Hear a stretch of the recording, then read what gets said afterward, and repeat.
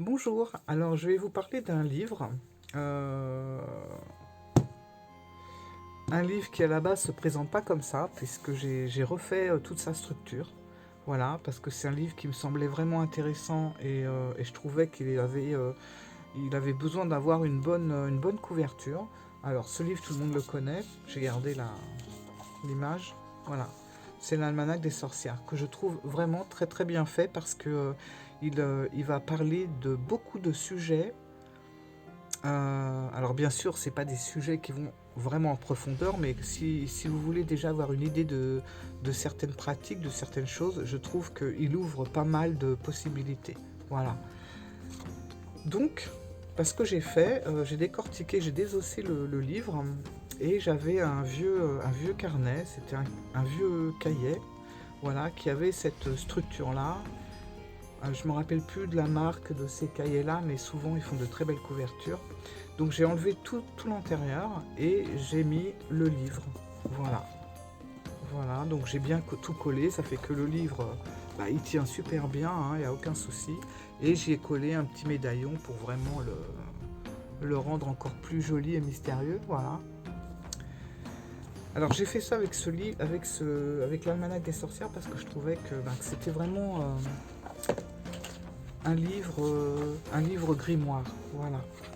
Donc on va le survoler vite fait. Donc j'ai une page qui s'enlève, que je la remette.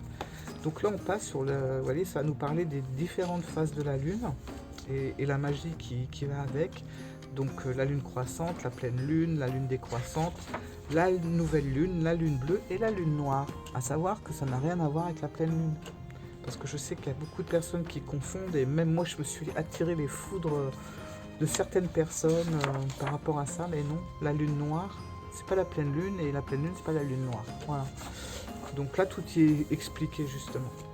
Donc ensuite, on va passer sur les pentacles, les pentagrammes. Déjà, ça nous explique la différence. À quoi ils servent? Alors, on a l'archange Raphaël, l'archange Gabriel, etc. Vous avez le pentagramme. Les carrés magiques avec le sceau des planètes. Donc le carré magique de Mercure, le carré magique de la Lune, tout ça. Bon, en fait, c'est à lire tout ça. Hein. Les pentacles de soins, donc que vous pouvez reproduire. Hein, par exemple, je vous avais parlé sur une autre vidéo de la magie des poupées. Ben voilà, si par exemple vous voulez mettre dans votre poupée un pentacle qui pourrait vous correspondre, là vous avez des pentacles à reproduire que vous pliez en quatre et que vous mettez dans votre poupée. Donc on commence par le mois d'octobre. Alors c'est vrai que c'est étonnant de commencer l'année avec octobre, mais il faut savoir qu'on est dans l'almanach des sorcières et le nouvel an sorcier c'est le 31 octobre. Voilà, avec la fête que tout le monde, enfin que toutes les sorcières et sorciers connaissent, qui est Samhain. Voilà. Donc ça nous explique vraiment le 31 octobre, qu'est-ce qui se passe, pourquoi, pourquoi on célèbre ce jour-là. Euh, voilà, donc ça explique vraiment tout. Ça nous explique que c'est, oui, c'est la mort et la renaissance. Hein, on repart sur une nouvelle année. Donc à la célébration, on nous explique la célébration de Samhain, les prières à faire, les runes adaptées à Samhain, les rituels. C'est très très bien expliqué en plus, c'est clair, c'est net. Et à chaque fin de mois, on a un petit récapitulatif où on nous parle de la symbolique, des symboliques, par exemple les pommes, les clous de girofle, le cèdre, etc. On nous parle ce qu'on doit mettre sur notre autel, ça c'est bien pratique. Ce qu'on fait au niveau des bougies, quelle couleur, pourquoi utiliser telle ou telle couleur. D'ailleurs, vous l'avez à la fin. Et les offrandes. Voilà, ça c'est super important de savoir quelle offrande on va faire sur notre autel à cette période-là. Après, on passe en novembre et c'est reparti. Donc, on nous explique la pleine lune de novembre. Le 1er novembre, c'est quoi? Fabriquer, voilà, fabriquer son encre. Donc, ça, c'est très intéressant aussi. Là, on nous montre quelle encre fabriquer selon le travail de magie que vous allez faire. Voilà. Par exemple, si vous voulez, pour la clairvoyance, on vous demande d'ajouter 5% de jasmin et 5% de rose. Pour le spiritisme, on vous dit 2% de bois de santal, 2% de myrrhe, etc. Voilà. Les rituels de guérison. On passe à décembre, avec le solstice d'hiver de Yule, c'est bientôt d'ailleurs. On nous explique comment fabriquer sa propre couronne de porte, avec des choses que vous pouvez aller chercher en forêt, donc c'est pas mal. Les fabrications d'oranges et de senteurs, avec des clous de girofle et de la cannelle. Là, ça sent tout de suite bon Noël, quoi. À nouveau, on fait un récapitulatif, on passe en janvier. Avec les petites informations de janvier, les symboles de la roue des 4, la triquetra, enfin franchement on nous parle de tout, de tous les symboles, l'étoile elfique ou heptagramme. Là on va passer aux éléments, donc l'air, l'eau, la terre et le feu. Avec les pierres qui correspondent, enfin il est vraiment... on s'ennuie pas avec ce livre. On passe en février. Et on nous explique aussi toutes les activités liées à Imbolc. Donc voilà. On va partir sur l'eau lustrale. Donc c'est très intéressant. Alors, il y a quand même 3 pages, je crois. 3 pages où on nous explique l'eau de lune. Hein, voilà. À quoi ça sert, comment l'exorciser, comment la consacrer. La purification de la maison. Là, on arrive au printemps avec Ostara. Donc avec toujours les runes adaptées. Le récap. La cérémonie de baptême. Rituel de baptême. Baptême d'un enfant.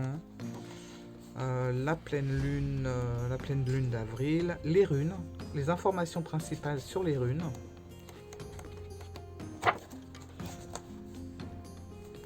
Le mois de mai.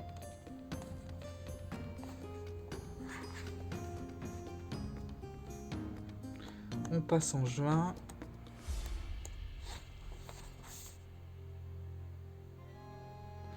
On a même les cérémonies de l'union d'un couple. Les préparatifs de la cérémonie, comment nouer les rubans, installation du lieu de cérémonie, les couleurs des rubans et les symbolismes. Voilà, rien n'est fait au hasard. Célébration de la cérémonie, on passe en juillet avec la pleine lune. Et là, on arrive sur la magie des couleurs, donc sur les bougies. Ça, c'est très intéressant aussi parce que chaque bougie, chaque couleur de bougie a son rituel. Voilà. Donc les bougies violettes, les bougies bleues, les bougies noires. Alors non, les bougies noires, ce n'est pas pour la magie noire ou pour faire des mauvais sorts. Ça c'est pareil. Hein, je l'ai souvent entendu et on me l'a souvent reproché parce que moi je me sers parfois de bougies noires. Les bougies noires, c'est aussi pour invoquer un tas de choses. Ça peut être pour... c'est pour tout ce qui prend du temps, par exemple. La maturation d'un projet, la germination d'une idée, l'initiation, etc. Mais la bougie noire, c'est aussi pour bannir. Et bannir, ce n'est pas que négatif. Donc là, on nous montre comment préparer une bougie. Parce que c'est comme tout, quand vous achetez des pierres, vous les purifiez, vous les rechargez. Quand vous achetez des bougies, y a des choses aussi à faire. Voilà, avec. Donc on vous explique. Là, on nous montre la purification et la consécration de l'huile. C'est pas mal aussi.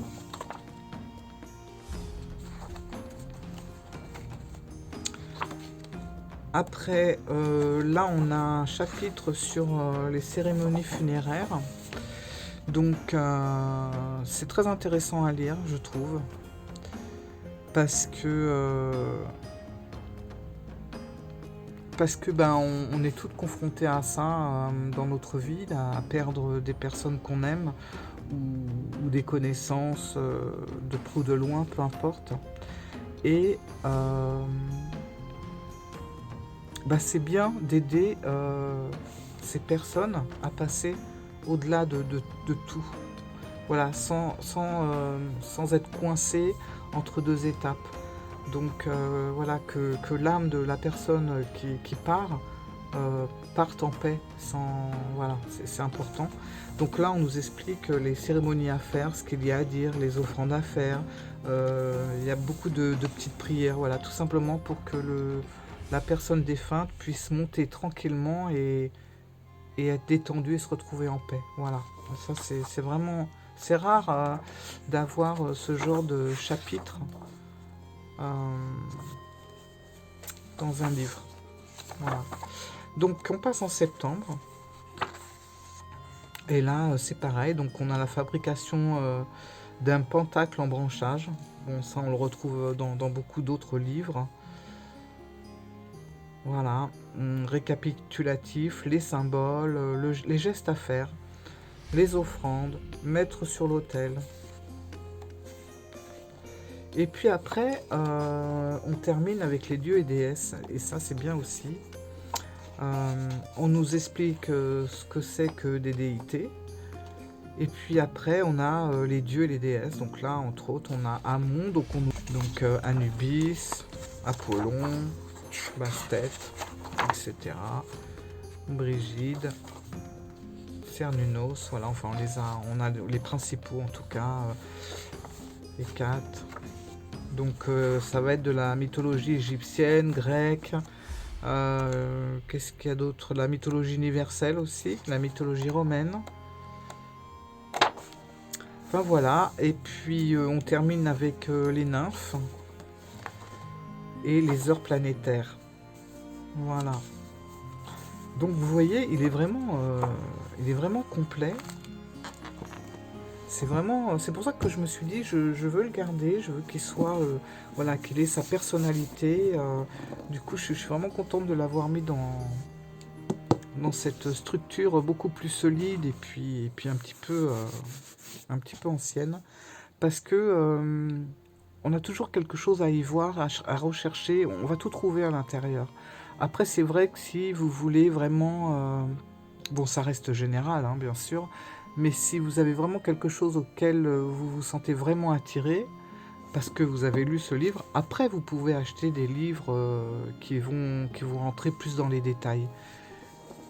Mais pour commencer, je trouve que ça nous permet de nous ouvrir à pas mal de choses.